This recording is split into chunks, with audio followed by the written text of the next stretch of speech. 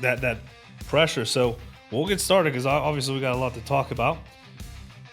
Well, I appreciate you for jumping on No Cop Out. For those of you who don't know, this is Rob with Officer Survival Series, which I've kind of taken upon myself to look into, and it's definitely a training courses that I resonate with. So I'm gonna have to start definitely jumping in on that.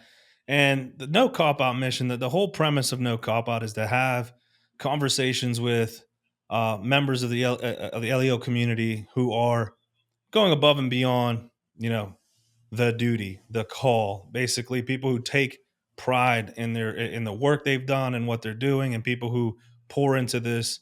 I call it industry. Some people disagree with that terminology, but people who are aiming to better the industry and kind of put accountability back on the officers, because it's become kind of something of what you do and not who you are.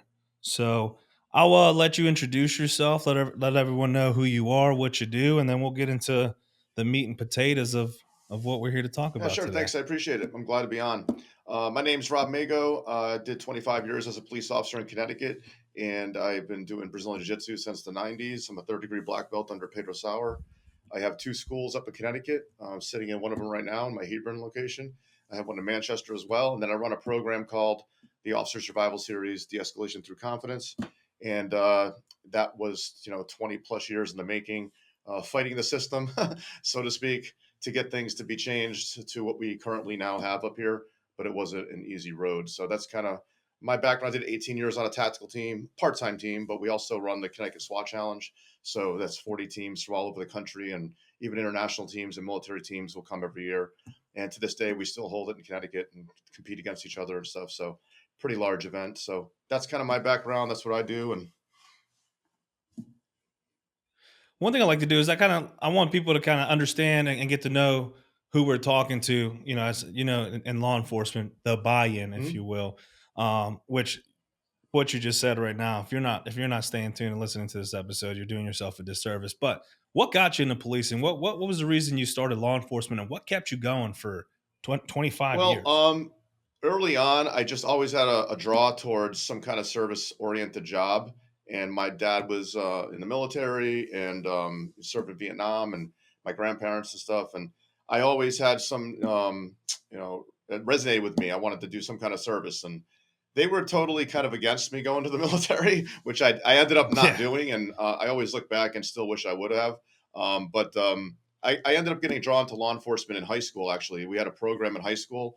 It was called Project Bridge, and it was with the Connecticut State Police. And once you reached a certain point in high school, and you're getting close to graduating that last year, senior year, I could leave school about halfway through the day, and a couple of days a week go down to the troop, and I could hang out with the troopers. And they started me off at the desk, just working at the desk and listening to dispatch. And then before you knew it, I'm on the road with them, driving around and riding around, I should say, and going to calls and stuff like that. But you couldn't really go in, but I could go on the patrol with them and got to know them, and just liked the lifestyle and liked the mission they were on and stuff like that. And that's what really kind of got me into it. And even before that, what's even funnier is I was working at a grocery store. I was 16, and I was a store manager. I got hired at 14. You could work at 14 back then. And at night, I was actually the manager in charge at 16 years old. And this is a full-fledged grocery store, 10 aisles, all the different, I was in charge of like 30 people sometimes. And probably all older than oh you. yeah, I had people that was supervising that were married and divorced 3 times. So, anyways, I was working there, and my aunt, who was kind of like my sister, she's gone now, but she was about 6 years older than me, and she had cancer. So it was snowing out one night, and she was going through chemo and all that. So I went out to get her car for her and bring it up to the front of the building so that she wouldn't have to go out in the snow. And I just had my like the smock you wore from the store, and I had like short sleeve shirt on that set it up the store name. So I go out to the parking lot, I get her car, and she's literally waiting for me in the at the front of the window. So I drive the car up, and you can see my tire tracks. Like you can see where I started and where I ended. And as I get out of the car, a cop pulls up, and he starts yelling at me. He's like, "Hey, where's your license? Give me your license." So I hand him my license, and he's like, "Is this your car?" I'm like, "No, it's my aunt's car. It's right there." And he's like, starts accusing me. Basically, I guess he got a call that there was kids doing donuts in the parking lot in the snow. So when he shows up, I'm the only one now in the parking lot, and I'm getting out of a car. And he doesn't look at the tire tracks to see where I just came from. You can clearly see, That requires effort. and he just starts screaming at me that it was me. And I'm trying to explain to him, like, sir, it wasn't me. My aunt's car, she's right there. You can see the tire tracks, and it's snowing, it's hailing, it's like ice, rain coming down, and starting to shiver and stuff. He takes my license. He realizes he's wrong, and he says, if I had a good mind, I'd write you up for reckless. And he takes my license and he throws it out in the parking lot, and then he drives off. And I said right then, I'm gonna be a cop because I can do it better than that fucking guy. Yeah.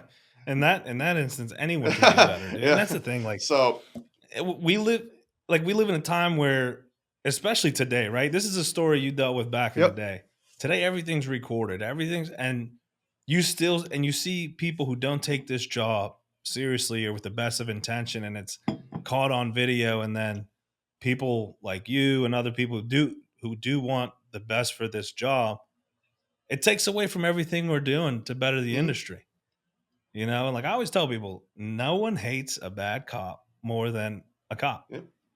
Like it makes me look bad. I do everything in my power to treat people with respect and meet people where they are, be fair and just and all the good stuff.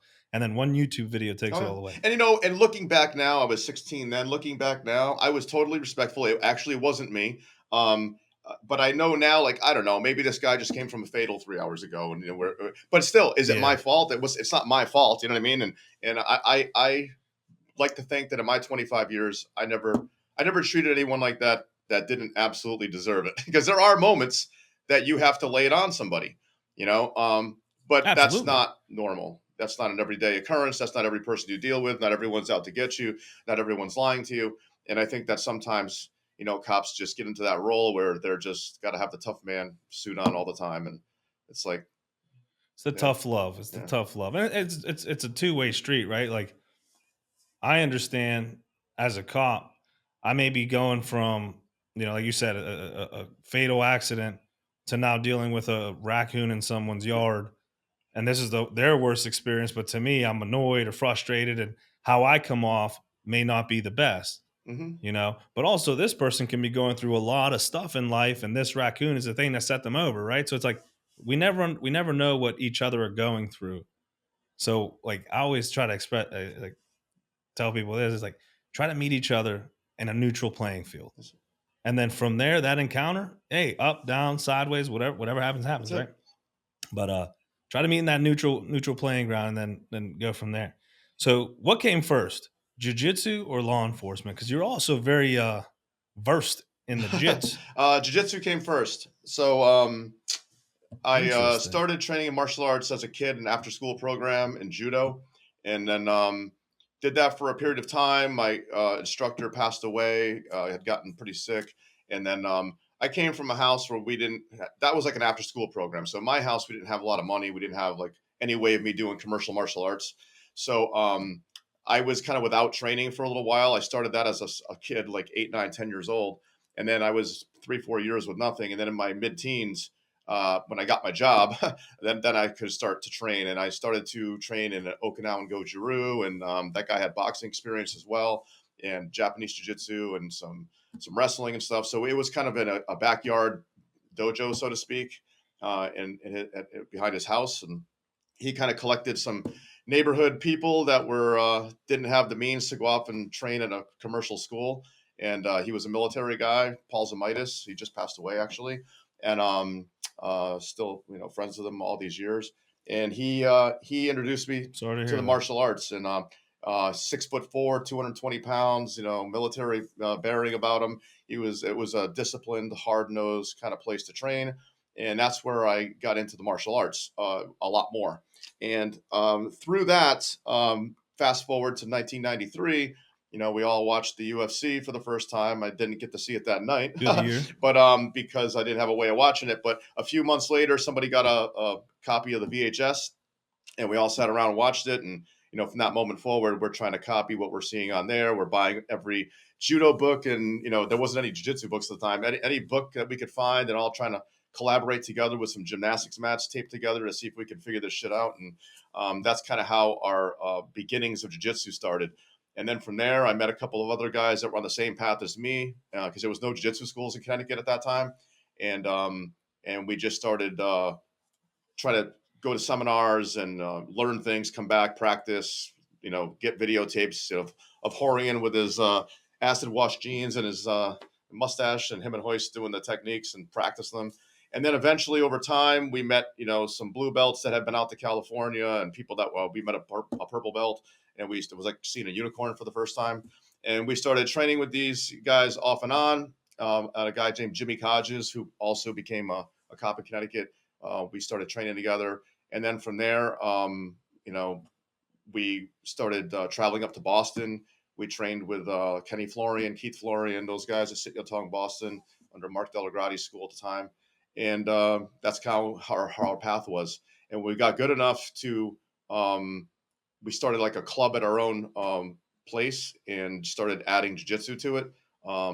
And then, a couple times a week, people would show up, and we're probably equivalent to the time at the time of like a white belt with a couple of stripes. But back then, that's all you needed to know to be somewhat good. Yeah. And it was trial and error until we got good enough to, finally we got our blue belts, then purple belts, and then just kind of kept going.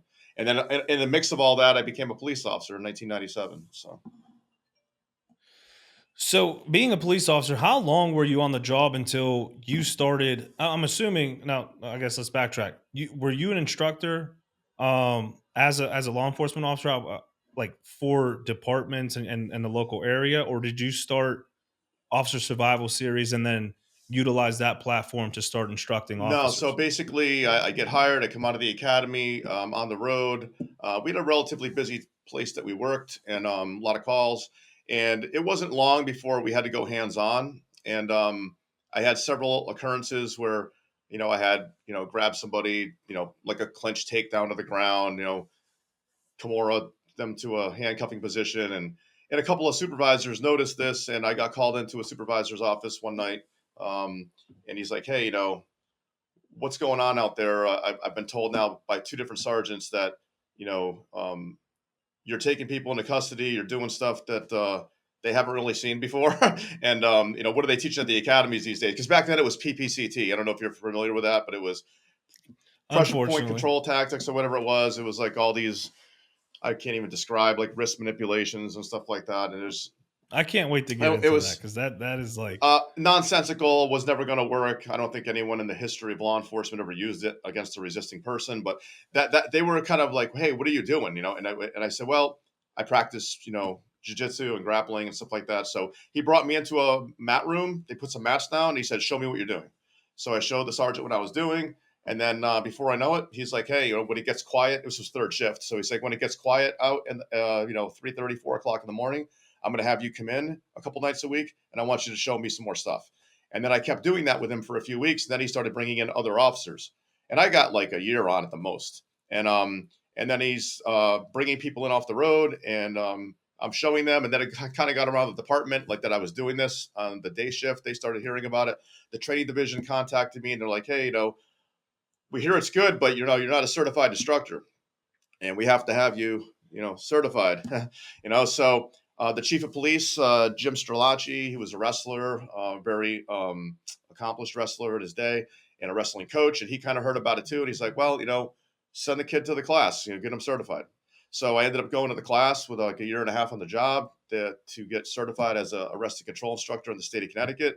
Went through the class, and while it was better than the typical PPCT, it still had a long way to go, because they weren't doing any clinch work. They weren't doing any vertical barrier work. They weren't doing any ground work. They weren't doing any weapon entanglement work. There was things that they were not doing that are going to happen in law enforcement, whether you want them to or not. But I came back from that class certified, in quotations, and now I'm blessed to teach. And they let me start teaching right away. And I was teaching in service, and I taught it, for pretty much the entire time I was there, with the exception of a couple of years where I took a break. And that process is how I started to win people over. Because in the beginning it was tough. People were totally against it. They didn't want to do it. They thought it was stupid. I'm not rolling around on the ground with some other guy, shit like that. All the old timers, Yeah, yeah, the typical typical stuff, stuff. So that's kind of how it erupted. And then from there, one person became five, five became 10, 10 became 30. And before I knew it, I had a school and I had, people coming, and it caught the attention of some other people around the state. And we tried fighting for years to get it more of a program that was accepted by the state. But the old regime, was very against any kind of MMA type training. They didn't want to make cops cage fighters. And I'm trying to explain that's not what we're doing. We're using similar concepts. Why? Because they work, but we're Yeah, putting in the context they're of a police applicable. officer, right? So over time, the real big change was when body cams came out, because at that point I was able to prove, hey, here's all the people you guys have trained for the last 3 decades, and they have zero body cam footage, not even one technique that they teach in the academy being shown to be working under pressure in the street, with the exception of compliant handcuffing. And here's all the, here's the 15, 20 guys that train with us, and here's their body cams. And here's, 2-on-1s, body locks, wrist weaves, single leg takedowns, clinching against the car, taking someone down with an underhook. All these things are prying people's arms out. Here's all of us doing this repetitively over and over again against resisting opponents. No one's injured, and it's working. And it was kind of like they couldn't argue it. And you know what's interesting about that? They talk about we don't want to make people MMA fighters. You take someone who's not trained and put them in a life or death situation. What do they resort to? Mm-hmm. Punches, kicks, Yeah. strikes. As humans, it's like preconditioned. That's what we do. Now take someone who's experienced in grappling, whether it's jiu-jitsu, judo, American wrestling, Greco, whatever it is. There's less strikes being thrown, but more control being shown. And it's interesting that their hesitation is we don't want to make people MMA fighters, so we're not going to show them things that work and let them figure it out by themselves. And then that's when we get the videos of 3-4 cops kicking and punching because they're scared, and adrenaline's high, and then the person gets up and walks away Yeah, exactly. And after again, all you got to that. remember this generation, these guys all got hired in the 60s, early 70s, and they had a particular understanding of what they believed the martial arts to be. So the overwhelming majority of these people that were in charge at this time, think martial arts is all bullshit. They think it's all the Karate Kid and movie star type stuff. And then there's the other side of the coin that's like, oh, this MMA thing, it's wrong, it's not moral, it's human cockfighting. And you had that kind of attitude towards what was happening. They would see pictures of me training in a gi and they'd be like, oh, see, it's like the Karate Kid. They'd make fun of it. I got picked on constantly by the older people in my police department. They'd all give me the karate hands as I walk by, and I'm like, yeah, whatever. Yeah. Still a thing. Why is it still a thing? You say the generation. It's It's still not a as bad as thing. it used to be, but yes, it's still a thing. I'll go get food in my after class in my gi. Take the top off, obviously, and people are like, oh, karate Yeah. class. Or I'm they'll like, say, back then they used to say, oh, to get your hands registered with the state. No, that's not a thing. So that's so funny because I still hear that. It's crazy how some things still apply. yep. How beneficial was it to push the training? Because it appears that the department you specifically were at, it came top down, right? Like your sergeant was interested, and then it got to the chief, and they kind of encouraged this training and this concept. Where today we see that doesn't happen as much. Where I feel like administration, from what I hear from multiple departments, administration is kind of hesitant to introduce this sort of training, either because of liability, money, whatever it may be. How beneficial was it having that come from the top down to Oh, push it the was training? huge. A friend of mine, do you know Craig Douglas? From Shipworks. Yes, So Craig's been up here many times. I know very Craig well, very well. very Yeah, well. and Craig knows me very well, and he's been up here a bunch of times, and he's actually coming in September. And he'll tell people when he talks about my situation, he'll say it's the perfect storm. So basically, Connecticut was the perfect storm when I entered it. So you had me and a couple of other guys that were training in this before we became cops. We were passionate about it. It's a smaller state. I mean, we're the second smallest state in the United States. So for us, our reach is pretty good here. Versus if I lived in California, I might not have changed the state. It's just too big, right? Too much red tape. But in Connecticut, it was small enough that I was able to, with a couple of other people, reach the entire state over time. And I was in a police department, West Hartford Police Department, which has always been known in our state and in the region for being forward thinking, thinking outside the box, looking for ways to make training better. And I'm not saying it was the perfect place to work, but it was pretty close. In my time there, the supervision that we had, the leadership we had, the people we had in place, not that there wasn't problems, there was. And the funny thing is, three of the people that really pushed me to do this in my police department actually didn't get along with each other. So, but their mission, That's how you know it but works. but but for this mission, they believed in it and they pushed it. And even though we had old timers that didn't want to do it, the supervision was like, you know what? I can see where this has relevance. I can see where, I was easily to explain to them, hey, listen, a big thing would be, hey, we don't want to fight in the ground. And I'd be like, yeah, but it's not your choice necessarily. We live in New England, ice, snow, wet leaves, clothing, restrictions. You slip, trip, fall, overpowered to your back. I talk about gravity, like, gravity's a real thing. Like, it doesn't care if you don't want to be on the ground. You could fall on the ground. You end up on the ground against your will, and you have to defend yourself. And if you don't know how to do that, if you don't know how to, stop the punches from coming down and get an underhook and get back to your feet and get head position, like, you're going to lose and you're going to drown, and you're not going to be able to do it. And when I was able to show them on the mat, physically demonstrate it to them, they can feel it. They weren't stupid people. They're like, you know what, this makes sense, and they let me run with it. And even though I went to a class where I was certified in certain things, they didn't tell me I had to do that. They're like, you teach whatever you think we should be learning, and they watched and made sure they kept me within the lanes. But at the end of the day, they let me run with it. And our police department was very good at, if you have a skill in something, we hired you for that skill. And that's one of the skills we hired you for. And if you're an electrician, as an example, why is the chief going to tell you how to be an electrician? I'm not an electrician. You are. Show me what you know, and if it makes sense, we're going to run with it. And they did. And that's to this day. I think what really propelled me is they allowed me to do what I wanted to do. They didn't interfere with it, other than make sure I was on the right path and I wasn't, going too far off the rails. Because I was only a cop a short time when I started doing this, and I didn't necessarily have the same street experience as them.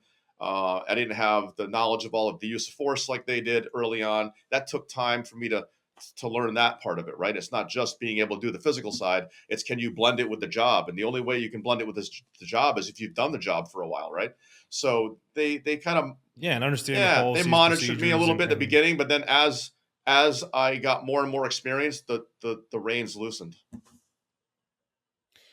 it seems like we worked for similar departments, because my department is one that, our chief was training with us. Like, he started doing jujitsu, and he instituted a grappling club. And although it was 4 hours, like we were talking earlier, Pennsylvania is like 4 hours of control Mhm. tactics. And, the first year is like, we're going to start with handcuffing because, I guess the most liability, and, which is interesting. I was like so against it. And then when I went to the academy to teach in service, people who've been on 10, 20 years don't know how to put handcuffs on people. And I'm like, well, this is the reason that we're wasting the 4 hours on handcuffing. You haven't even established how to handcuff properly, and then the next year it was like, oh, we're going to do this again, just add a technique of your own. And then here we are the third year, and it's like, we're just going to stick with handcuffing, add a technique of your own. But our department's one where we do quarterly defensive Mhm. tactics training, quarterly. And then the first weekend of every month, now we do grappling club. So we come in, and it's a misnomer, but we come in, and that's an opportunity for people to come in and be like, hey, I saw this online. How should we approach this? Or what if this is going on? It's like a big workshop where we can go in and kind of dissect things and slow things down, and kind of give more intentional feedback to people who want to go above and beyond. So it's a very forward department, and I love it. Being a jiu-jitsu guy myself, I love Mhm. it. Right. And how do you, because you work with multiple multitude of Mhm. departments, right? You train officers from across the board. What is your advice for kind of getting people on board with this kind of training? Because I know one of the things we received first was, well, that's dumb. Like, I don't want to be on the ground. I'll just pull my gun out, Mhm. which is, made me cringe, because I'm like, are you though? If someone's just walking up to you, they're not aggressive, but they're not listening to your commands. You see the look in their eyes where this can escalate real quickly. You pull your gun out and they don't stop walking. What do? You're not going to shoot them. You go to prison. They're not being aggressive. They're just walking towards you, but they're refusing your commands. You're telling me you're going to pull your gun out. Okay. Now they say no. At some point in time, you have to get hands on. Exactly. And that was a conversation I started with people. So how have you seen the best approach to kind of create the buy-in for people to do this training? Well, a couple different things. First of all, I look at the population of law enforcement, at least where I am from, and out of the 100% of the population of law enforcement, you got that probably 10% that no matter what you do, no matter what you say, no matter how much you pay them, they're not going to train. Like they're just not going to do it. They don't care. They don't want to do it. They don't think it's important. Um, they're in the job for the wrong reasons. They don't belong there. There's a whole bunch of reasons why that is, but they just aren't ever going to do it.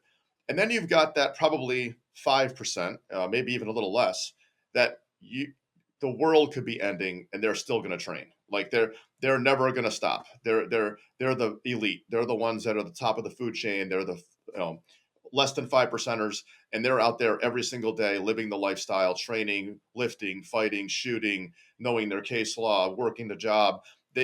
Those are the unsung heroes of our profession, right? And then you've got that massive number in the middle. That's my target audience. I'm not wasting my time on the dudes that don't want to train. When I get called to testify against you, I'm not going to hang a cop just to hang a cop. But if you're fucking wrong, you're wrong, right? And if you don't want to train, and you're just ruining our profession, right? But at the end of the day, the ones that we can save, that we can bring to our side, that's my target audience. And I started that off by, offering free seminars several times a year. This is years ago, and just to get people in the door to do it. And in the beginning, it was slow. You'd only get 8, 9 people show up. And now, God, we'll sell a place out, no problem. And I would get them in there, and I would not go right to the ground fighting, so to speak. I would start off with things that they can see themselves doing to get buy-in. So, for example, a common one is getting someone's hands out from underneath them when they're laying on their hands. And we would show various ways to extract arms and things that they could pick up relatively quickly in a couple of hours. And then they would go back to work, and within a week, someone's like, dude, I actually did that. You know what I mean? And that created some kind of buy-in. And then they would tell their friend, hey, I went to this thing. This jiu-jitsu guy showed me this thing. It's pretty cool. Let me show you. And then pretty soon you start getting a reputation of, hey, this person knows what they're doing. They're showing things that are relatable to the job. They're not, because here's the thing. Imagine you're a cop and you want to learn jiu-jitsu, and you go to a jiu-jitsu school, and the entire 3-4 classes that you go to is, learning the honey hole and 50-50 and De La Hiva guard, and, you're doing lapel sweeps and everything else. You're going to be like, well, this is cool, but like, I'm never going to do this in my life as a cop. Like, Yeah, it doesn't apply I'm to never what going to I'm do I'm this, trying right? to do. Yeah. And I love jiu-jitsu. I love all of jiu-jitsu. I love the sport. I love the MMA factors. I love, I love gi, no gi. But if you want cops to do this, you have to show them things that they are going to get immediate buy-in with, that they can see working for them in the job. And that's the biggest way that I've done it. And then once they do that, then it's like, well, hey, what else do you have in that bag of yours, of tricks? And then you just keep leading them down the path. And pretty soon it's like, hey, man, have you ever been on your back with somebody on top of you? Can you get them off? Let's try, and then they're like, holy shit, I can't get you off of me. How do you? And then they get on top of you and you get out, no problem. They're like, how are you doing that? And it's just like it's like a video game. When they win the first level after repeated attempts, I open up the second level. And then when they 3-4 times of trying to do that one, they can't win, and eventually they start to get somewhere. Oh, here's the third level. And I just keep adding it like breadcrumbs, keep leading them to the dish. And that's kind of how we've done it. That's an interesting approach. That's an interesting approach because you're not overwhelming them, but you're giving them just enough that it leaves them wanting more. Yep. Maybe that's some way that people can approach training because, I always get hey, can we get your curriculum, right? I get that a lot. And it's not my curriculum. A lot of it derives from Shivworks and Craig's stuff because he's very, I mean, he's been doing it a Mhm. long time, and he's one of the proponents of like take this, run with it, apply it, train it. So a lot of our curriculum derives from different courses and instruction that we've taken and kind of comprised it all into, hey, this is how what we as the instructors feel we should be training in this order, in this development phase, so that we could be equipped to do our jobs. And then, my gym here in Pittsburgh, a lot of cops train out from different Mhm. departments. And then word gets out, and they're like, "Oh, can we get your curriculum?" And I'm like, I don't want to gatekeep, but like, I want you to understand this is years and years of our experience put together. Like, you may not understand these concepts or be able to apply these concepts if you haven't taken these courses or gone to these, use these instructors. So take that with a grain of Mhm. salt, So leading into the conversation of what are some issues you see in law enforcement regarding training? And I know that's an Oh, yeah, open yeah. ended question, but Oh, really quick, can I go back to the other topic for a second? Outside of law for sure. enforcement, um, I think you have a black belt there that trains there with you guys. Tanner Hall, do you know Tanner? Tanner's my Yeah. guy. Oh, yeah, you guys know each Listen, other. this is the same process with Tanner that we do with police. So Tanner was a student of mine. I owned a CrossFit gym at the time, and I owned my jiu-jitsu school side by side. And Tanner was a CrossFit student, and he was a monster. It'd be way bigger at that time. He was deadlifting crazy amounts. He was squatting crazy amounts. He was a He's there again. he was a monster, a super athlete. If you know Tanner, I don't have to say anymore. So he wanted nothing to do with jiu-jitsu, like nothing to do with it. That's I don't want to. You can ask him this story, okay? I want nothing to do with jiu-jitsu. He didn't think nothing of it. I'll smash those guys, basically, right? So he is training over in CrossFit, and we had an instructor that taught on both sides. His name was Matt Wheeler. He's a black belt now. He's down in Alabama now. He moved, but I've heard that name. he Maybe from Tanner. probably. So Matt is like 135 pounds. Okay. And Tanner was probably 240, 250 at the time. And Matt kept hounding him. He's like, hey, come over and do jiu-jitsu. Come over and do jiu-jitsu. And Tanner's like, shut up. I'm not doing that. I'm not doing it. So finally one morning, he's like, I'm going to shut this kid up. So he's like, yeah, all right, let's go. So they walk over to the mats. And Tanner receives the beating of his life by this guy. Like, and you can ask Tanner, like Tanner's a monster now, right? But at this time, Matt tapped him at will, like over and over and over again. And he come over and quit CrossFit the next day and started doing jiu-jitsu. And a month later was competing. And he's like, I don't know. And the story, that was it. And it was all because Matt just showed him one thing. He's like, I'm going to show you one thing. And I'm going to do it to you repetitively. And that's like, how the hell are you doing this? Well, that's what we do with cops. It's no different. And now Tanner's like a high level black What a belt. small world. Yeah, and actually, we're supposed to be doing. I also do like media on the Mm-hmm. side, so I'm supposed to be filming his next jiu-jitsu series with him. Not only that, we do real estate, and he finally jumped over to Remax. Oh, So there you shout go. out. So yeah, me and Tanner, we're So cool. We go way back. We work ask him about together. Matt Wheeler. I will, and then he's gonna be like, He "I'm gonna actually did tell a you this whole story." blog about it. Tanner did a blog. You probably still find it online years ago. He explained the whole story I just gave you in much more detail. And Well, I had him on my other yeah. podcast, and that's what now it just hit me. And when I asked him what got him into jujitsu, I think this is the exact story. He told me, he said there was a CrossFit Yep. gym and jujitsu gym side by side, and here I am speaking with the man himself. Yeah. It's crazy how everything goes Yeah, full it does. circle. So anyway, the training question. What was the So training give question again? so what are some of the issues you find being, this at this level of instructor where you get the opportunity to train with multiple officers from different agencies. I'm assuming different states as Countries, well, everything, different um, countries. Yeah. countries. Yeah. So like, what are some issues you see with training, and what is your approach or advice to kind of combating that? So, in my experience, the training world in law enforcement, it all comes down to what I refer to as the favorite child usually gets picked by the police department to go to a course. The favorite child then probably has no experience in whatever topic this is, gets sent to the class. The class is whatever it is, 5 days, 8 days, 10 days, usually nothing more than 10. And they get christened, they get baptized, and now they come back and they're the instructor. And they are then going back to a place and teaching the topic to the masses back at the police department with very little knowledge base. But that's the training world in law enforcement. It's like you're not this now, but in 5 days later you are, and now you're the expert. And they come back and they start to teach others, and some of those people they're teaching have way more experience than them, but they're not allowed to teach because they didn't go to the class, that kind of thing.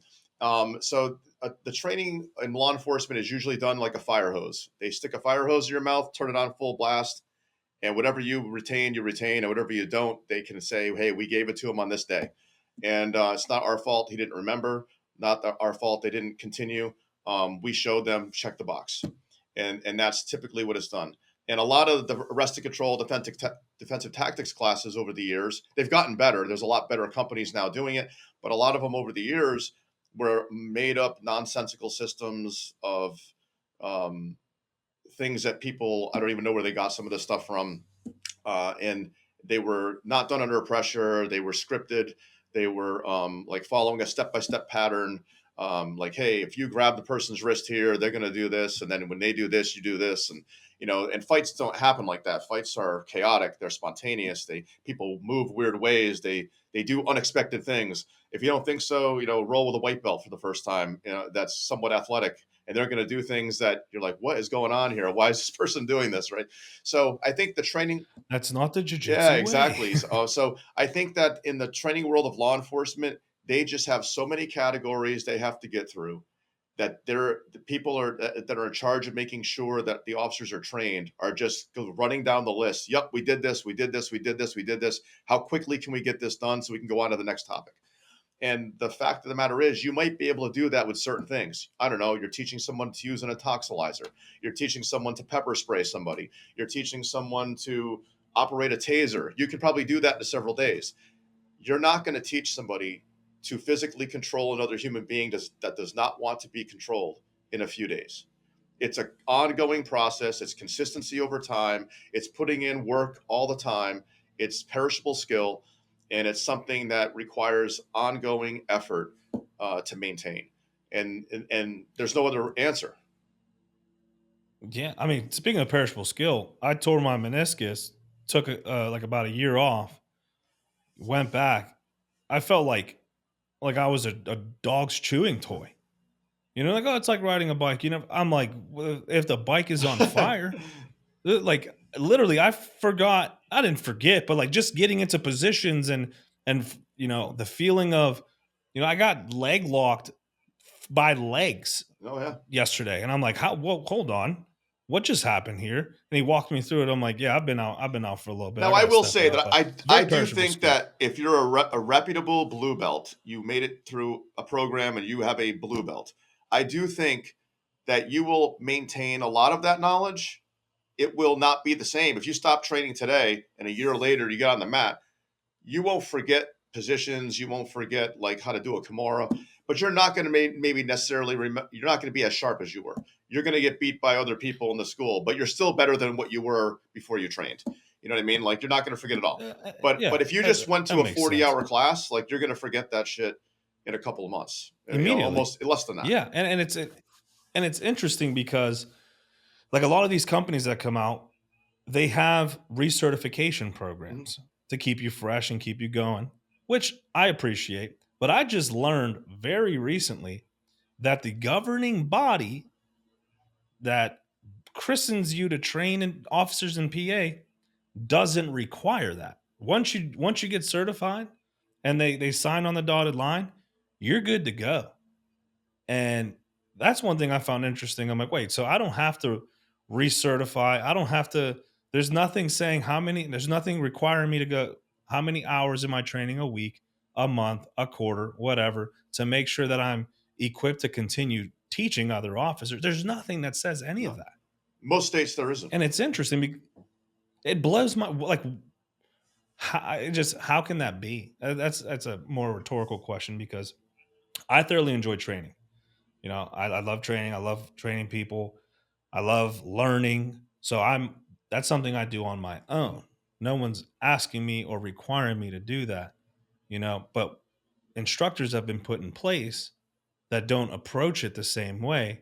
And now their responsibility is to equip other Yeah. officers with this And the training and problem knowledge. is a lot of people, in my experience, a lot of people that go to instructor certification classes, it's a resume builder for them. There's something they can talk about on an oral board.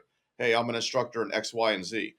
But they don't live the lifestyle. They're not getting up every day and training. They're not going to the mats every day. They're not putting themselves under pressure. They're not willing to lose to get better. They're just showing up once a year with a t-shirt on that says they're an instructor and assisting in the class, and they probably didn't even review the material before they got there. I've actually literally seen people that are showing up to teach a course, like a renewal course, so to speak, and not in my program, in other programs, and they have written down notes on the way there on like a napkin of what they're going to teach, and they get together in the corner while the class is warming up. Hey, what should we show today? And it's embarrassing. It's crazy. Like up here, we just finished an 8-day program for Connecticut for Officer Survival Series at the Connecticut State Police Training Academy, and we will not certify anyone to be an instructor unless you can prove to us under pressure that you know what you're doing. So, for example, we had 36 people in this class. How many instructors do you think left out of that class? Now, in the old days or in other programs, even right now in other programs, good programs, that the material is good. Every single one of those people would walk out of there with an instructor certification. In this class, I gave 5. Oh, so you're actually, if you don't pass, you don't If you pass. come to me and you do not have at least a year or more of consistent training that we'll be able to pressure and see and feel for ourselves, you'll pass the course. You came to the course, certificate of participation, you were there, like, and you did well, you got better, but you're not an instructor. So the guys in this class, one guy was a black belt. I gave him an instructor. We have levels of instructorship. So I gave him a level 4. Level 5 is the highest. But in order to get a level 5, you also have to be a firearms instructor, use of force instructor. There's a whole bunch of other aspects that we require. TAC medical, there's a whole bunch of other things we require. So yeah, as a level 1, that means you went to the class. Level 2 would be equivalent to like a blue belt. Level 3, purple. Level 4, brown. Level 5, black, with other conditions. Okay. So in this class, I had 5 people that met that qualification. And the rest, I told them, hey, you got 6 months. You can train at my school for free. Either of my schools. We have an affiliate system of schools all over Connecticut. Most of them will let you train there for free for 6 months. The ones that won't will also give you a pretty decent discount.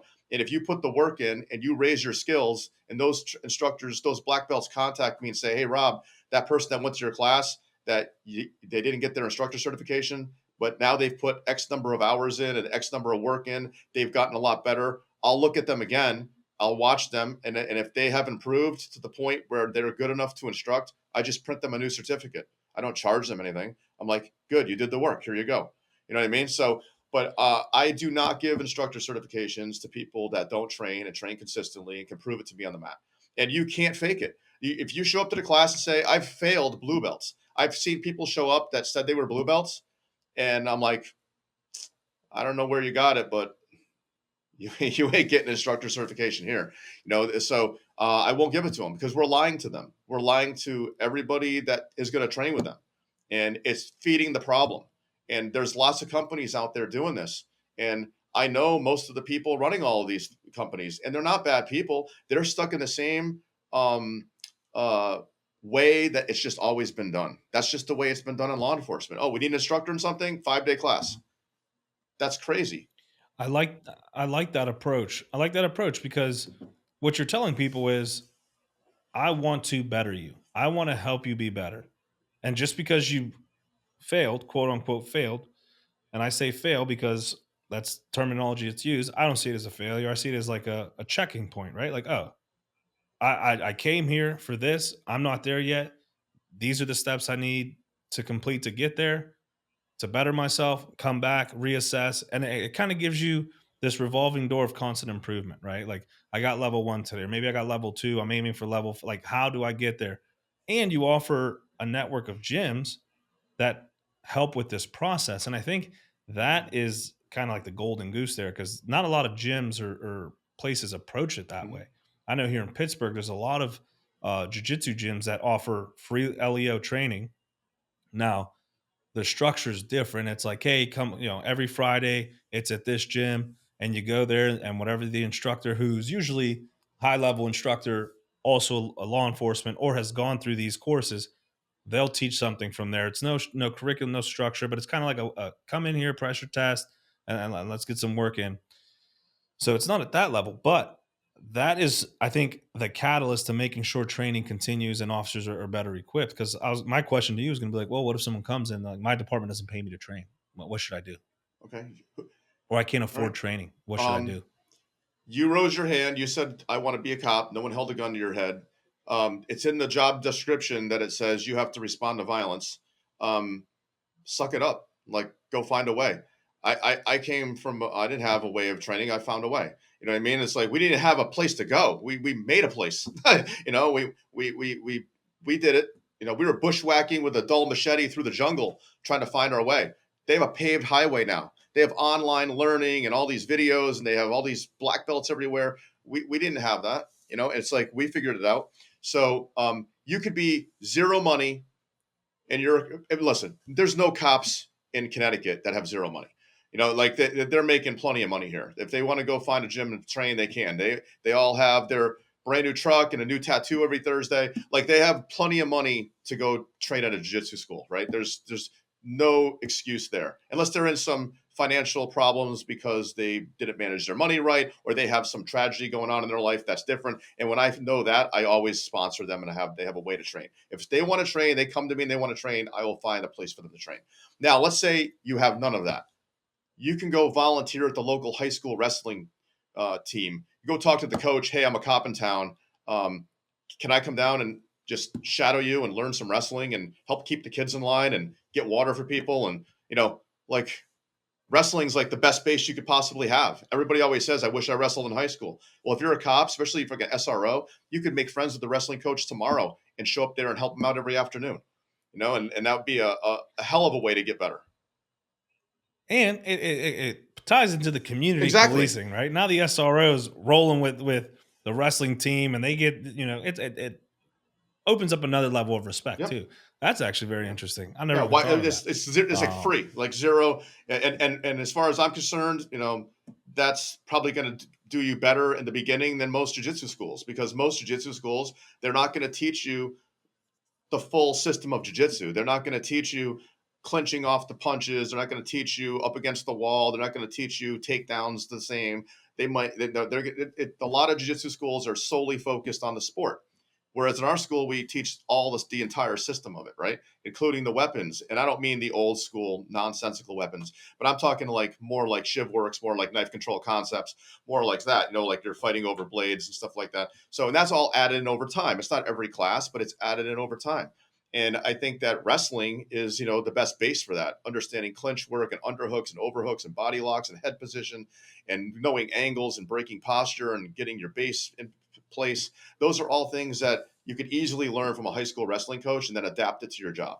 That's what all of us did in this career field. You mentioned the curriculum, right? None of us created this curriculum.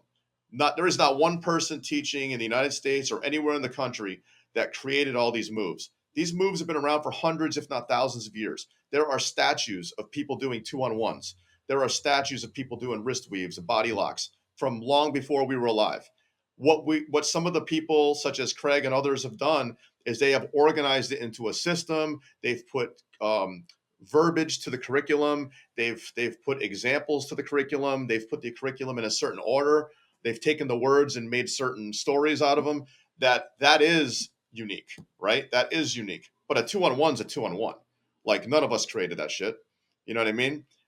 Yeah, they've structured it in a way that's digestible to their Correct. audience. That should be You protected. know, That's absolutely copyright protected, right? There's but the techniques, like who owns an armbar? You know what I mean? Sir Yeah, Armbar. no one Yeah. owns this stuff, right? Regardless of what Henner wants to let you think, like I think he owns the whatever it's called, safe space thing, what he's doing, whatever it is. But At the end of the day, it's a straitjacket and a leg weave, a leg lace.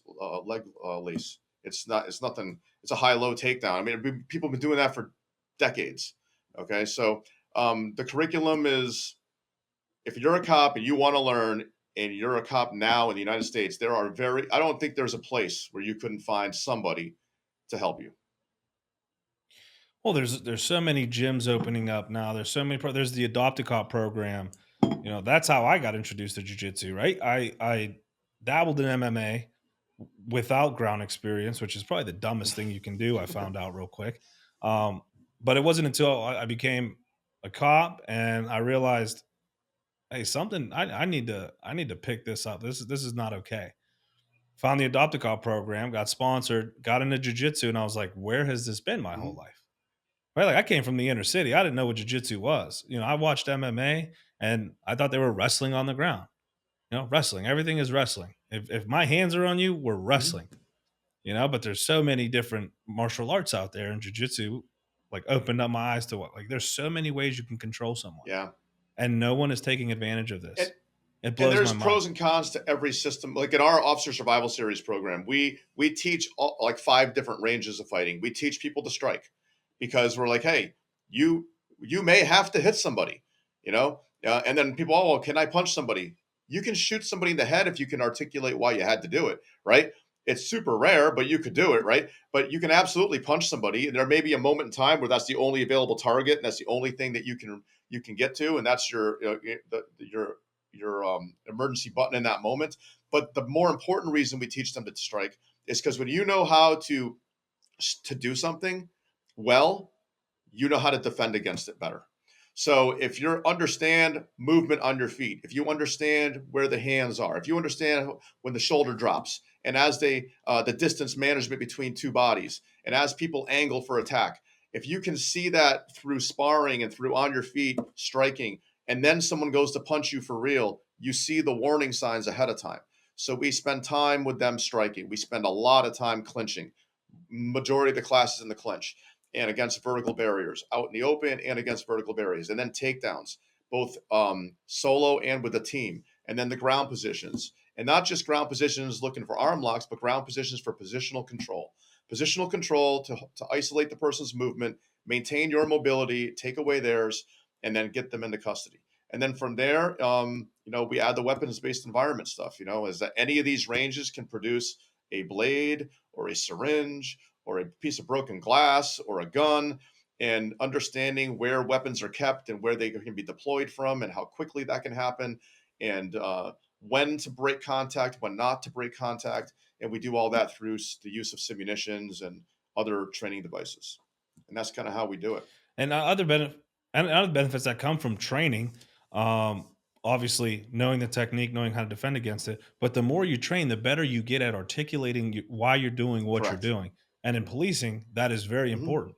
Like you said, if you just punch someone, why'd you punch him? I was scared. I don't know. He punched me. Rather than at this point, I attempted this takedown. I tried this control tactic. Once it failed, and you begin to be able to kind of work through your process, and why you're doing what you're doing as you're doing it, you become better at articulating why you're doing what you're doing and explaining it. Hmm. So not only are you defending yourself physically, you're defending yourself on paper as well. You're able to articulate. Not only that, you get better confidence. You're more confident We in just what you're had a doing. guy So when you go, about 2 weeks ago. He's 51 years old and in great shape, by the way, but he's a police officer in the city of Hartford. And he had just gotten back from a shooting where he had to shoot and kill somebody about a year ago that shot at him. And he gets cleared. He goes back to work. He's working, and he goes to subdue somebody at a shoplifting incident. And the person attacks, and the person was 270 pounds. He's about 180 pounds. The person was 27 years old. He's 51. And he was able to clinch, get head position, and then he was losing the clinch. So he kind of backed off, threw a couple of strikes, re engaged with the distraction of the strikes, got head position again, got the takedown, got him in a gift wrap, got him handcuffed. Right? We all have it all on body cam. And that's what we show the students. It's like, because students will say, oh, well, if I can't, how do I know I can hit somebody? Well, here's a good video that shows you right here. Had he not Had he not used those strikes, he couldn't just walk in and clinch the guy. He used them as a distraction to get close enough to get his underhooks, to get head position, to get the person off their feet. So there's situations like that. It's like we don't teach people to go out there and box with somebody for 12 rounds, but you may have to use that strike as a distraction, or more importantly, you recognize the warning signs of someone about to hit you because you've done some striking, and now you can manage that. How did that's a good point. How did the officers survival series come to be? You're training for your department, your quality training.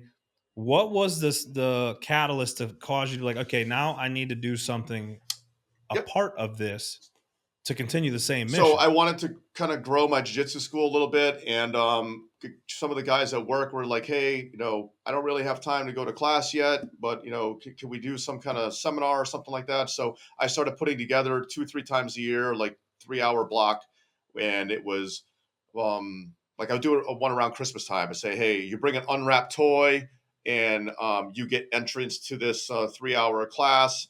And then we would teach them basic jiu-jitsu, and we called it the Officer Survival Series, meaning that we had a series of these things throughout the year, and we would have cops come, and then we would make some kind of donation or something, and then we would teach them. And then that started getting more of them training, because then they would say, "Oh, this is really good. I want to keep training." We built our numbers up in our school that way.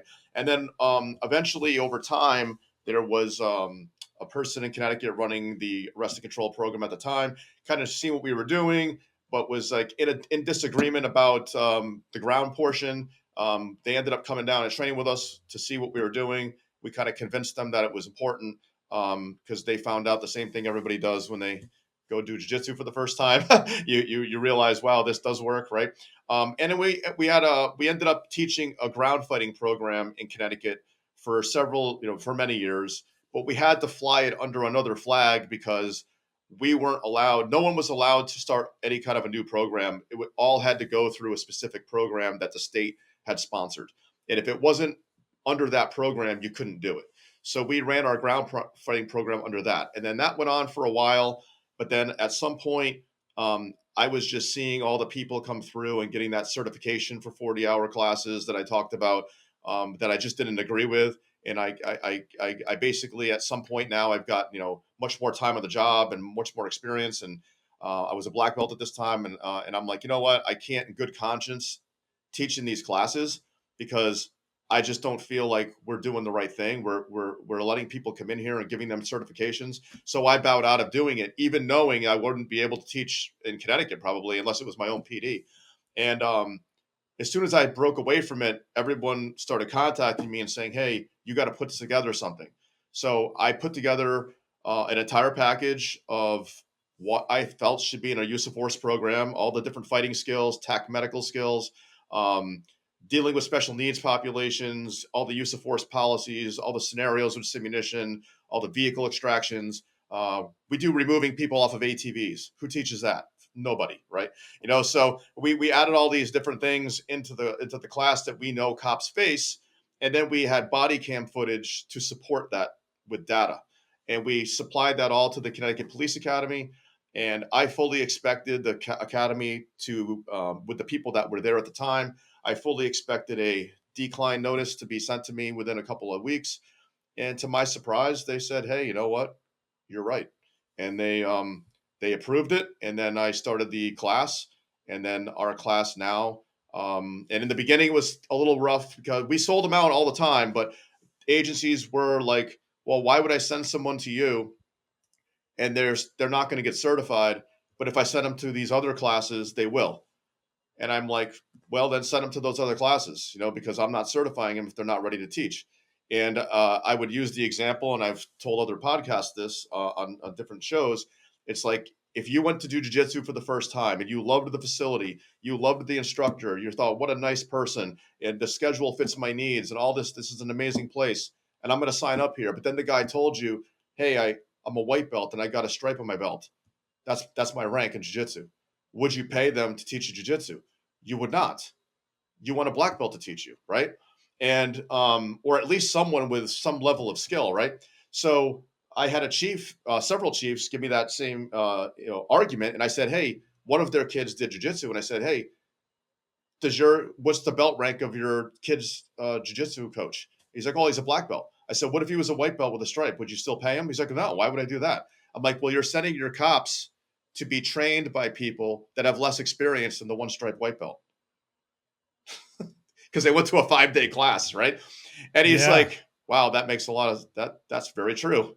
So I said, you can keep sending them to those classes. They're not learning anything. They're not going to come back and teach anything. A lot of those classes are filled with like PT because they have nothing to teach you. So they fill it in with burpees. I said, you come to our class, and when your people come back, let's see what they say. So they sent them, and now everybody sends their people, and they know that they're not all going to go through, and they are fine with that. We sell every class out we have, and I just announced we have a tier 2 program too. That there's a second tier after the first one where we add in like canine units and team tactics with dogs, and we add in rifle combatives, and we bring in medics with chemical restraint, and we do all these different things. That we have city buses, school buses, we have houses, everything. And this all gets mixed in, and everyone that leaves the course, we've had over 1,000 people come through the course. Every single one of them 5 stars. They're like, never been to anything like this in my life. This is amazing. They all go back and tell their people. And now all of the major academies in Connecticut run this. Connecticut State Police, Post, New Haven, Bridgeport, Stamford, Waterbury, New Britain. All of the major police academies in Connecticut run this class. And now all of these academies are being run by brown or black belt instructors versus if you go back 6-7 years, they were all run by just somebody with a piece of paper. Yeah, the quality of training there seems to be kind of above where we see the nation's average. And I like your motto; it resonates with me. Where did de-escalation through confidence come from, and how does that apply into what you're Yeah. doing? So the term de-escalation through confidence, or that's tagline, came from a black belt friend of mine that's part of the program, Eric Lindell. Eric Lindell was in the military. He was a police officer for many years, and he now is a history teacher and a director of security at a prestigious school in Connecticut. And he's still part of our program. But he came up with. I said to Eric one day, I'm like, we need some kind of a moniker for this, like some kind of a tagline. And he's like, I got it. De-escalation through confidence. And I'm like, that's freaking amazing. So basically, if you see, let's say it's two Rob Magos. One Rob Mago did all the training that I've done, the person that I am right now. Okay. And then the other Rob Mago, let's go back to when I was a kid. And I never stepped foot in a martial arts school my entire life, but I still become a cop. Okay. But I erase, my coach will say this, Peter Sauer, imagine I waved your body with a wand and completely erased all of your jiu-jitsu skill. Not only your skill, but all the relationships you made, all the confidence you built from being on the mats, all the friendships you've developed in your journey, everything that jiu-jitsu has given you, I take it away from you and I leave you without it. How does that change you? I'll tell you how that changes Rob Mago. I probably wouldn't have never asked out the girl that became my wife. I probably never would have maybe even made it through college and grad school and became a police officer. I wouldn't have got on a tactical team. There's probably a lot of things I wouldn't have done because I wouldn't have carried myself the same way. I wouldn't have had the same confidence in myself and in my abilities. I wouldn't have been able to approach life in the same manner. And I think that when you train and you train under pressure and you train with people that can push you, and you get through you do hard things together, you develop a camaraderie and a brotherhood, sisterhood, respect, and you start to develop your body changes, your mind changes, your confidence changes. And when you walk around and you go to calls, you don't feel as threatened as the person I would be without the training. You look at someone that's maybe having a bad day and clenching their fists and storming around and kicking their tires in their car, and you're not even thinking about drawing your gun. You're just like, this is just So, another day. Like I do this all the time. You're much more capable of talking the person down. so the confidence instilled through training and this experience impacts your decision making 100, and how you interact with 100%. people. Imagine you can't swim, never been taught to swim, and I start to drag you to throw you off the boat. You are going to fight me to the death because you don't want to go in that water. Michael Phelps would just dive in. Yeah, it's a good point. And if we translate that to encounters, right? What do we see today in videos? A lot of officers are scared to go hands Yeah, on. panic. I won't say they're hesitant to go hands on, and usually introducing a tool or a weapon because that's all they know, and it usually escalates the use It's of usually one or force. the other. It's either they go hands on way too fast, which is rare, but that does happen, or they don't go on hands on when they should.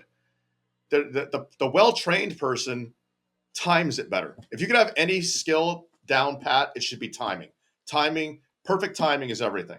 Like, because that's one of the reasons we have the scenarios in the class, because you can do all the moves on the mat, you can do them with each other, even under pressure, but it isn't the same as being in a call and having to decide, do I grab this guy right now?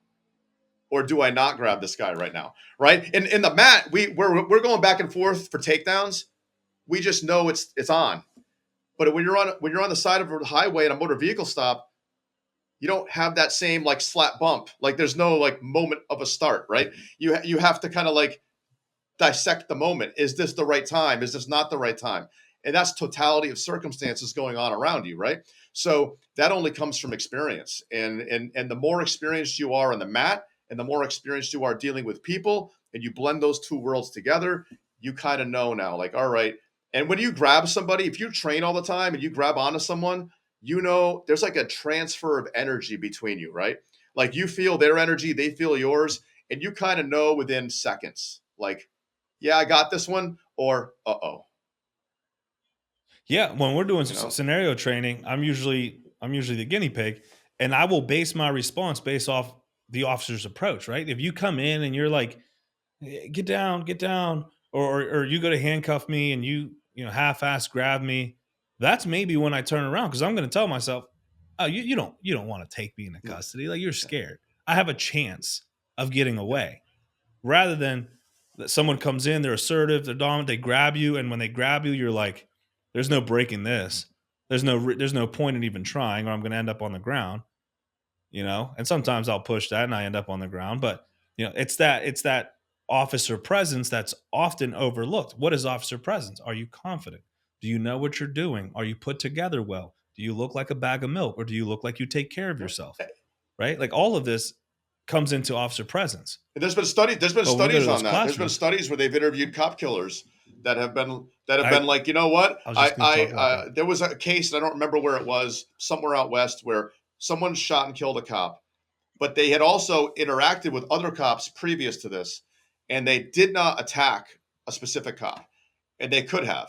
And then when they asked them why, they're like, I couldn't And beat this guy. Like I knew he was in shape. He was direct eye contact. He was looking at me. He was on his game, and I knew like I'm not beating this guy. But the one he did shoot, he's like they weren't paying attention. Their uniform was a mess. Like they didn't have the same confidence. Like they could just they're predators. They know they can feel it, right? well, the response was, "I thought I I can thought I take could him take him. Yep. or her. I thought I can take him or her." I was going to reference the same study, and the one I was thinking in particular, the guy was in prison and they're talking to him. And he's like, "Oh, the guy just, his uniform looked out of whack. He wasn't really paying attention to me. He looked distracted. I thought I can take Hmm. him, and I know looks can be deceiving sometimes, but when someone's basing their approach to you on that look, you want to appear confident. You want to be confident. You want to be put together. You want to be trained. You want to be equipped, Absolutely. right? Because that can be the deciding factor of someone testing you and trying you or One of not. my black belts, he's a doctor, and he grew up in New York City, and in a kind of a rougher part of New York City, and his entire life he got picked on. He tells this story. He got picked on and beat up and attacked, and he got robbed 3 times in New York City growing up as a teenager. And then he started doing judo and Brazilian jiu-jitsu. And within 1 year, no one ever bothered him again. How is that possible? He's Wonder like why. no, and it's not that he didn't move. He lived in the same neighborhood.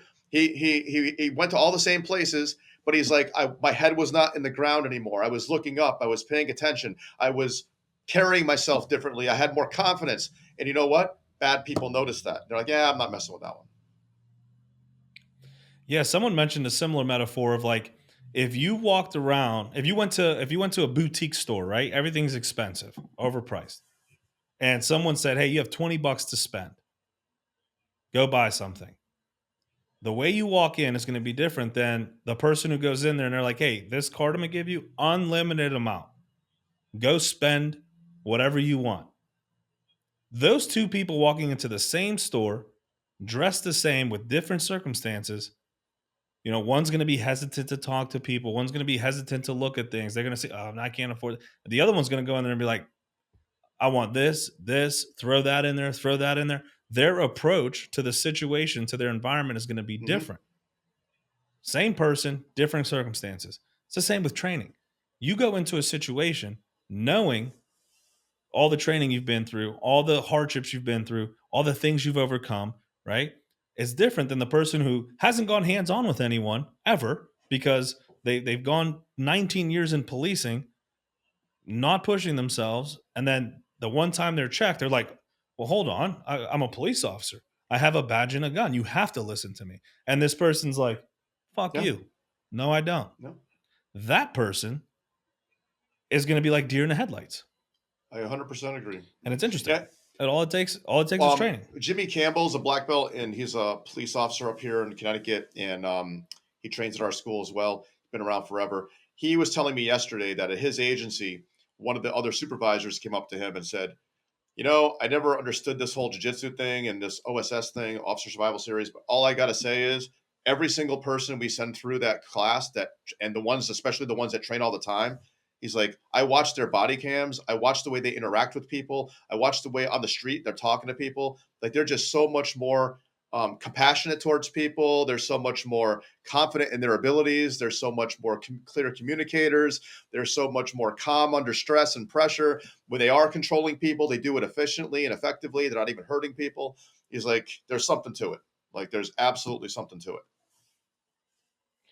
Yeah. So what other feedback have you heard from? I just realized Yeah. OSS. That's Yeah, it was kind cool. of like because I hate it when people say "oos." I hate that. So it was more of a like kind of funny thing to throw in there, like kind of connects That's to well the played. jiu-jitsu world.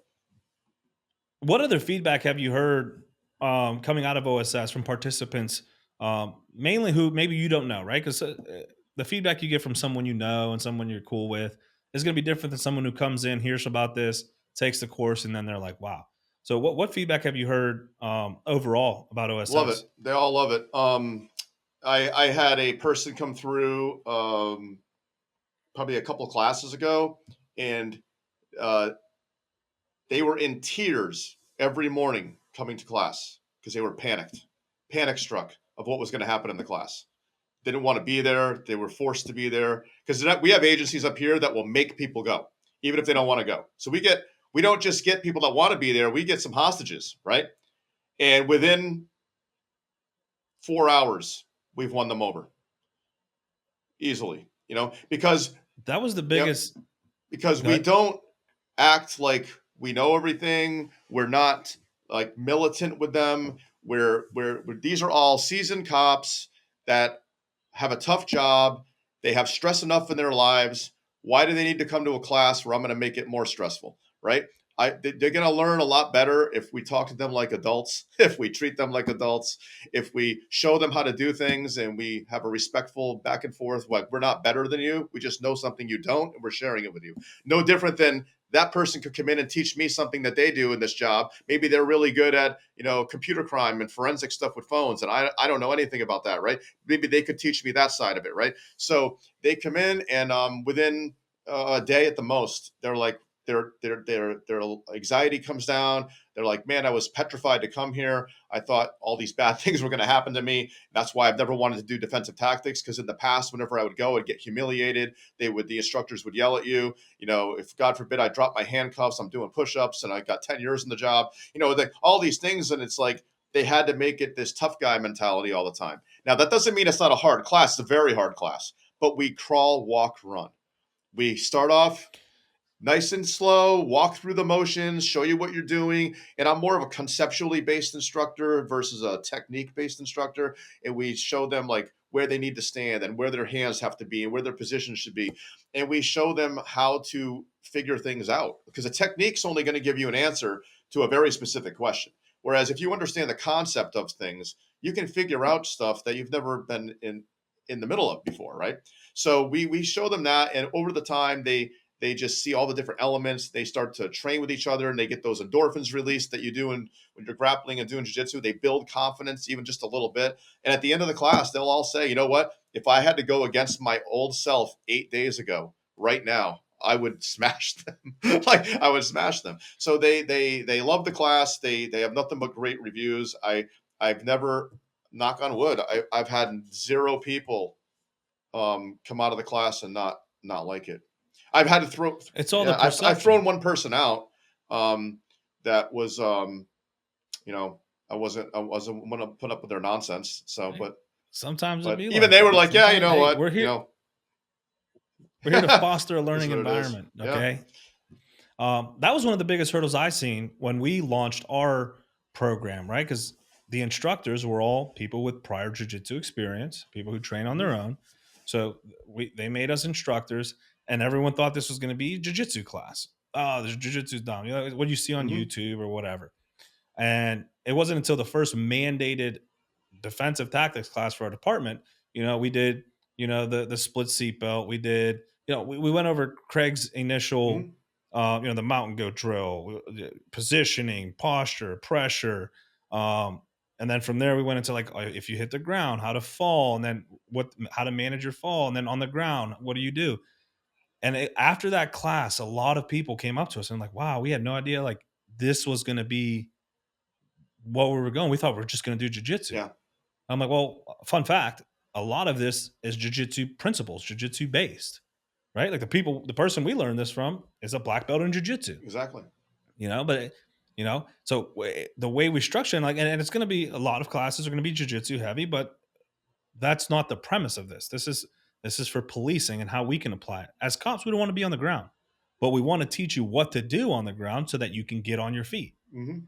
Because our main goal is to stay upright and to stay conscious. Those are our goals. How do we get there? If we never learn the ground stuff, it's going to be tough to get there. And then once we launched this grappling club, that's when people were like, "Well, can you teach me a Kimura?" I'm like, "Oh, for the They guy don't who want to didn't do want to this. do Yeah, yeah, jujitsu, exactly. now you want to learn a Kimura, which there's applications in law enforcement, but you just want to learn the sport Kimura." And he's like, "Well, yeah, I think it's cool." And I was like, "How about this? I'll show you how you can do weapon retention with a Kimura if that's the position you're found in, and then I'll teach you how to do a regular Kimura." And that's how I got them to do oh, okay, I'll learn this because I want to learn this. And then now they're every time we do it, we send an email, "Hey, what do you guys want to see this class?" And we get feedback. "Oh, we want to see this. We want to see this." And we've been able to build it to the point where now people are actually interested in coming, and it's not the, "Oh, do we have to go" Yeah. mentality. Well, right now, the Connecticut Police Academy, they do. It came from our course, but when the recruit class is getting ready to graduate, they will put out emails to anyone who's been through the course to come down and help, like, pressure the class and like put them through some hard rounds, and with their gun belts, without their gun belts, on the wall, on the floor, all these different positions, to all the team tactic stuff, and they have to turn people away. They can't take them all. Like, that's how many people are. They just had it. They It's a had big like problem. 150 people on the mat the other day. They just can't take them all. So it's grown. It went from where I had to kidnap people to do this in '98 to now, like, everybody wants to do it. And even then, I sometimes I have to, like, as much as I love jujitsu, I tell them all, like, listen, I love jujitsu and I want you to train jujitsu, but you have to understand that you have to put it through the cop filter. You have to know, like, what is going to work on the mats does have some relationship to what you will do on the street, but you have to understand that there's elements that you're not dealing with on the mats that are going to be in the real world. You don't have all your stuff on. The surface is different. There's not some other dude getting out of the car going to kick you in the face. Like, there's not a dog biting your leg. That there's all these. The person's not high as a kite in class, hopefully on crack, or have a syringe in their back pocket. Like, there's all these elements that we can't recreate in this environment that you cannot forget exist. And if you fall too in love with the art of jiu-jitsu and the sport of jiu-jitsu, and you depend on that as your only answer, you're going to be in for a rude awakening in the real world. You have to mix it with the reality. Yeah, being able to dissect what's going on and then transition it to your specific role, Correct. right? Because like a CO is going to be a little different than a law enforcement officer. It's going to be a different than a nurse learning jujitsu. Like different environments, Hmm. different things that can happen. You have to be able to kind of take in the information you're getting, filter it, and then apply it to what you're doing. And if you train principle and conceptually, that's you'll be better equipped to manage that rather than learning technique. And a lot of places do that, and I would argue it's better than doing nothing and sitting on your couch and watching Netflix. But if you want to step up your training, learning the principles of an arm bar rather than the technique of an arm bar, because you can place an arm bar from multitude of different Yeah. positions. So that's what I would argue. As we wind down, what are some advice you have for officers who hear this? Because the majority of our listeners are people on the job or who want to get into it, but they may be hesitant or nervous. Like what? Because one thing I tell people is like, and as important as the stuff you're learning is who you're learning it Hmm. from. Because I've gone to classes that teach amazing things, but the instructors are like, "This is the way you're going to do it. I know it all. If you don't do it," and that immediately shuts me down. I'm like, this class is going to suck, not because of what we're learning, but who we're learning it from. So obviously, you take me as a guy who you want to push training and you want people to better themselves, and sometimes that tough love comes in. What advice would you give people who want to learn or are interested now that it's tickling their fancy? And what are the next steps, and how do they approach kind of training? First thing I would do is I would do my research. I would look at all the places in my area that I'm willing to drive to. Just because some place is just a mile down the road doesn't mean it's going to be as good as something that's 20 miles down the road. And if you're really invested in this, you want to learn the right way, you're way better off going to the better place. Okay, so don't just take it as it's right down the street. Make sure that it's going to fit all the parameters you need. You might go to one school and they might be amazing, they might be super nice, but the entire program is, you know, IBJJF gi jiu-jitsu, you know? And I'm not saying there's not good things to learn from that. I like to do it. I compete in IBJJF, right? But if that's all they're doing, that's not necessarily going to help you as much as maybe the school a couple miles further does gi and no gi and has an MMA class, right? And you can experience all three of those that are going to give you elements that are going to add to your toolbox that are more conducive to your job. Does that make sense? So I would say do your research on the schools, read the reviews, um, uh, look at the backgrounds of the instructors and confirm they are who they say they are, because people make shit up all the time and lie, and they're not exactly who they say they are. Talk to people that might go to those places and get some feedback from them. Go and watch classes. Go to at least 3 schools. Watch the class. Talk to the instructor. Talk to the other students there. See how the school is run. See how the what the atmosphere is there, what the culture is there, because you can have a really good jiu-jitsu instructor on the mat, but you wouldn't want to hang out with them when they step off the mat because they're into all kinds of nonsensical things you don't want to be part of, right? So as a police officer, you got to balance all these things. So that's why in Connecticut we created that database, and we have all the LEO friendly um, academies, gyms, whatever you want to call them up here, that we have vetted, that we know, hey, this is a good place to train. And we know that because our people go there. They have come to us. The instructors or the owners of the schools have been through our program, so we have kind of that set up here. Invictus has a pretty good database, Invictus LEO, of schools all over the world, not just the United States, and they're all vetted. I know the guys personally, Ari and Jason and Chad Lyman, and myself and CJ Delaney, all these guys.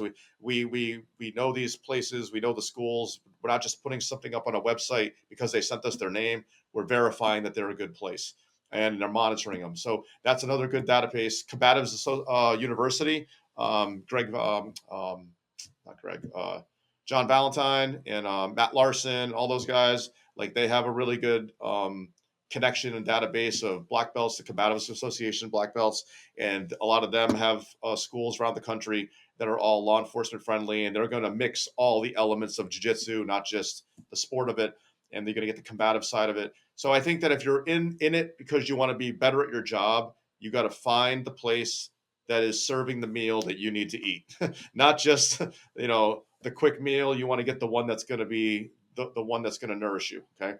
And that takes time and research and practice. And you might try a place for a little while and it's not for you. You have to feel like it's the right place. There's got to be some kind of a connection for you there. And you just got to put the time in. You got to show up and do it. And put your ego aside, get in there and start training and come to terms that you're going to lose a lot in the beginning. You're going to lose a lot, and that's okay. I still lose. I'm a 3rd-degree black belt. I got tapped last night by one of my brown belts. Like, it is what it is, right? Like, I didn't run off the mat and throw a tantrum. I shook his hand and said, "Nice job," right? Let's go again, So he's telling this story as we speak. He's sharing this story everywhere. so that's just the way it goes. You're never going to know everything. You got to put your ego aside. You got to go in every day and get a little bit better each day and stick with it forever. It's a journey. It's not like going to a certification class for 5 days. It's forever. Yeah, and I'll argue this: we take firearms training seriously, and the majority of officers will never even pull their gun out on the job. But there's always that chance that it happens, and you want to be trained and equipped to deal with it. It's the same with you are more susceptible to going hands-on with someone than you are of pulling your firearm and utilizing Absolutely. it. However, departments train firearms, but they don't take the same approach to control tactics. And I would argue control tactics is just as, or if not more important, because you're more susceptible to going hands-on with someone. I think it's and being equipped more to do important that because here's the thing: the gun's there to protect you, right? Well, you have to protect the gun. So if you have 0 hands-on skills and you're a really good shooter, you can be a 300 shooter. If you have 0 hands-on skill, I'm taking your gun from you. There's nothing you're going to do about it. That's something we see, and Shiv works a lot. We talk about timing, when to introduce it. We go over this whole day, and then when we go to the evolution, what happens? We prematurely pull it, and it becomes a fight for the gun. Majority of police shootings are 0 to 5 feet, 0 to 6 feet in contact distance. That's the majority of shootings with police officers. There was just one in Phoenix a week or so ago. Did you see that one? Was that the one with the kid? Nope. It's a car stop. It takes place on the side of a vehicle. It's a full-on fight, clinch, in-fight weapon access shooting. So look it up. Phoenix PD. I'm sure I've seen it. I'll look at it. I'll definitely find it. I'm always looking at a lot of like these shootings are very close. They're up close and personal, and going hands-on is a necessity. I mean, and at the end of the day, a lot of places might, in quotations, take firearms training seriously, but the training sucks most places. Most firearms training programs are terrible. Like, yeah, it's fixed shooting with a fixed object on a flat range, piece of cardboard. And every most red shirts I've seen, out of shape, smoking a cigar, telling you how much they can shoot 300, only helping the 300 shooters on the line and ignoring the person that needs help because they want to hang out with the superstar shooters. And, the person down there that needs help, they probably don't even know how to fix their grip or fix their draw or fix their sight acquisition. They just, ignore that person. And it is sad, because the same thing that occurs in the DT world occurs in the firearms world. It's just training. It's a training, I think, overall plaguing law enforcement. We dot our I's and cross our T's to say we did it. But when you dive in and look at the spirit of what's happening, you're like, there's something wrong with that. The old get off the X, right? How do we get off the X on a range? We shoot, sidestep, shoot. That's it. Why? Why are we doing that? Like, in the real world, we are not doing that at all. If you are, you're getting blasted. Anyway, where can people find more information on the Officer Survival Series? They're listening and they're interested in what you offer. Where do you have anything coming up? Any trainings coming up? Where can they register for trainings? So officersurvivalseries.com is our website. We have some classes up on there. We do a lot of closed classes too for agencies that have hired us off the books, basically, that occupy weeks of the year. That those wouldn't be on there, but we have like a Department of Corrections one in Connecticut coming up that just sold out. We have a tier 2 and state police coming up in the fall. That's about sold out. Bridgeport Police in Connecticut are having another one in the fall. That's just opened. We have Springfield, Mass is holding a week-long class. I typically don't do week-long classes in Connecticut. I do like 2 days one week, 2 days another week, 2 days another week, and we scatter it over several weeks so that the officers have a chance to digest the material, go back to work, heal their bodies, come back and do a little piecemeal over time. I feel like they learn better that way. But when we go out of state, we kind of have to do the traditional 5 days. But we also explain to them, hey, if we were back home, we would do this differently. So we have one in Springfield coming up. We have, I haven't announced them yet, but it looks like we're going to have one in Florida coming up pretty soon, this year anyway. And then possibly down in Tennessee, we're looking at having one. So there's a couple. I don't go around the country too much anymore. I did it for years. And I got to the point where I just felt like I'd rather stay where I'm from and change things here and make a big impact versus go all over the place for a week here, a week here, a week here, and start a little fire and it extinguishes when you leave, right? So up here, I think we've made massive change, and I kind of feel like, this is what I'm supposed to do. So majority of the time, we're here in Connecticut. We also have an Instagram page, Officer Survival Series, Facebook page. And my academy is Bushido BJJ in Manchester, Connecticut, and one in Hebron.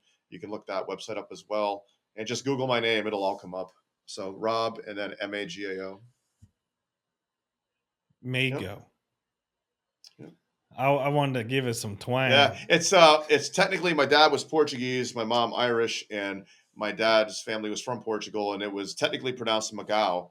But over generations here, somehow it translated to Magao. I don't know exactly how, but well, that's where I was going with it, Magao. Yeah, but that's the technical pronunciation of it. Well, brother, I appreciate you for coming on and kind of sharing your approach to training and law enforcement in general. Um, it's something I can't emphasize more. Like train, train, train, and there's so many companies out there doing it. I know there's different beliefs and different systems, and just find the one that resonates with one, good quality training, good quality instructors, and something that you can learn, digest, and apply. Because you can learn a De La Hiva, but if you can't even pronounce De La Hiva, let alone do the movement, it's going to do nothing for you in what you're doing.